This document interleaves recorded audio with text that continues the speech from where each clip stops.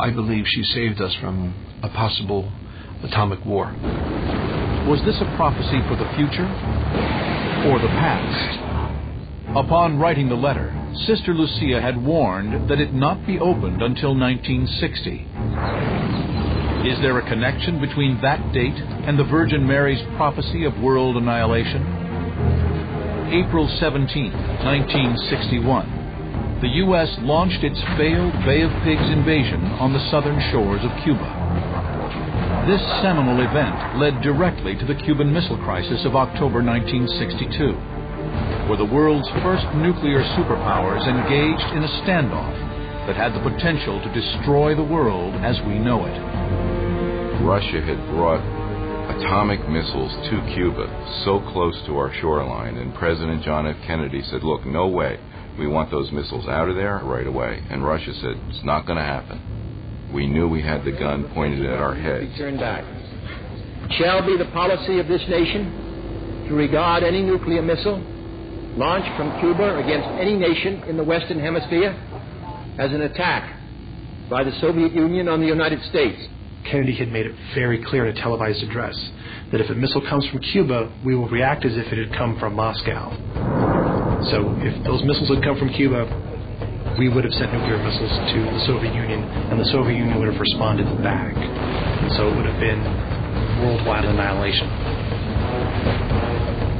Historians believe the diplomatic skills of President John F. Kennedy, coincidentally our first and only Catholic president, prevented a catastrophic nuclear exchange. Since the 1980s, communism has retreated, and today relations between the U.S. and Russia have softened considerably. Most historians attribute this cooperation to the fall of the Soviet Union. But devout Catholics give some of the credit to one of their most beloved pontiffs, Pope John Paul II, and his deep personal link to Lucia and the third secret of Fatima. Pope John Paul saw himself in that particular secret. As one of the Vatican's most important figures since the 1960s, the Pope may have known the third secret for decades. But only upon its momentous revelation did his connection to it finally become clear. Lucia's recollection of the third secret continued. A bishop dressed in white, we had the impression that it was the Holy Father. The Holy Father passed through a big city, half in ruins. Having reached the top of the mountain, he and all the other religious figures are slain by bursts of bullets and arrows.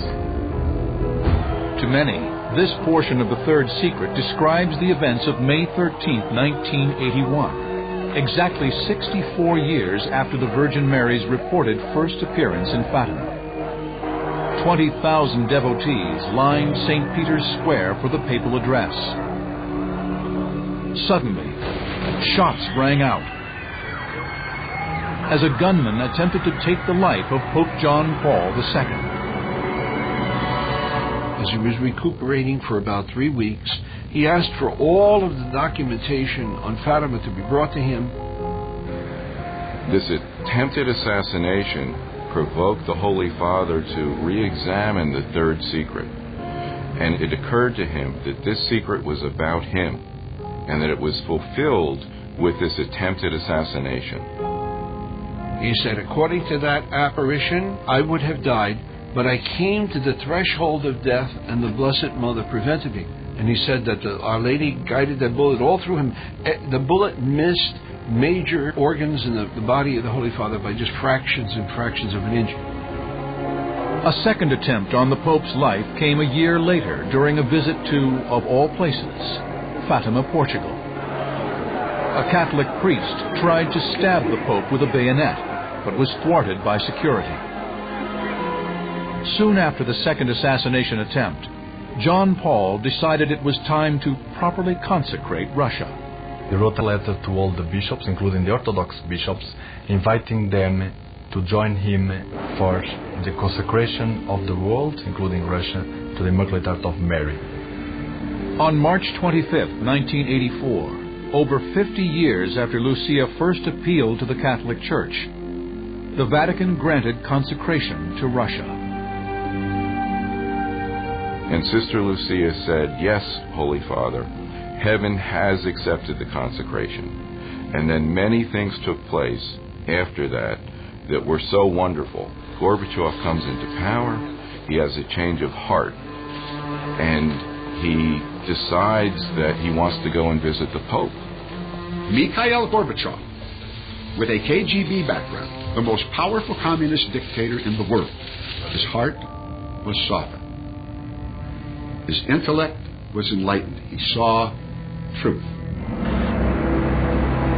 Some experts disagree that the collapse of the former Soviet Union was divine intervention. They say instead it was Russia's strategy of self-preservation and survival in a rapidly changing world. The Soviet Union had been a stagnant country and a stagnant economy for about 20 years when Gorbachev finally got in power. The economy was failing. I mean, people waiting in line hours just for bread and for toilet paper. He wanted to bring that sense of openness and restructuring because he realized he had to. Mikhail Gorbachev didn't have a change of heart about communism. It was simply a reform that got out of hand. Still, some suspect a higher power at work to reestablish religious practices in a region that had been oppressed for over 70 years. Consider the most atheistic country in the world forcing atheism everywhere. Gorbachev visits the Pope. The flag comes down over communist Russia for the last time. The wall comes down, and religious freedom is again practiced in Russia. And today, the spiritual resurgence in Russia is absolutely phenomenal. Is it possible that these decisive moments, from the Cuban Missile Crisis to the Cold War, and the assassination attempts on the Pope, along with the fall of communism, are all mere coincidence?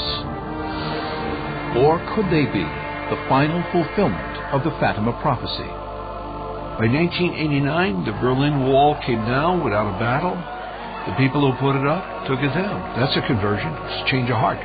It ended the Cold War, and it ended that immediate threat of nuclear annihilation that had really hung over the world since the early 1950s. Still, some maintain there is a further, darker prophecy held in the third secret, that this mystery is not yet resolved. Why do many still believe the Fatima prophecy relates to World War III?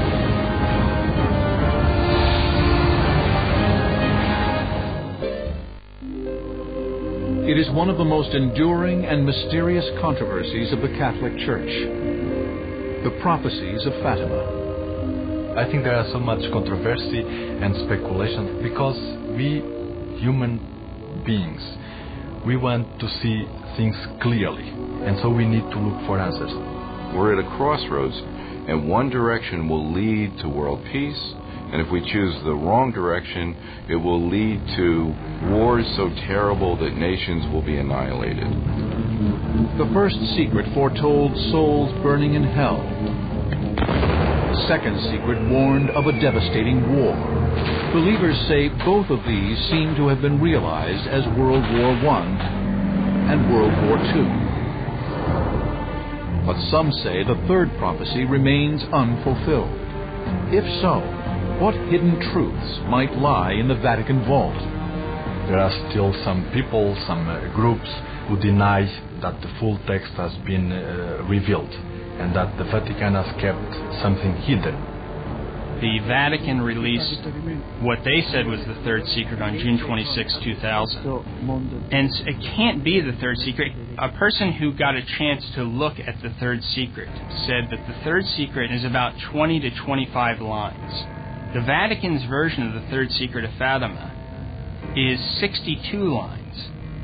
The Vatican's version of their third secret doesn't contain any signature at the end of that by Sister Lucia. And all the letters we know of, the authentic ones from Sister Lucia, have her signature at the end. There are those who believe this supposedly still hidden part of the third secret contains a prophecy of future annihilation, perhaps a nuclear exchange. But most Vatican supporters are satisfied that the Church has adequately revealed the words of Sister Lucia's apparition of the Virgin Mary. Thinking that the third secret has not been revealed in its entirety is sensationalism.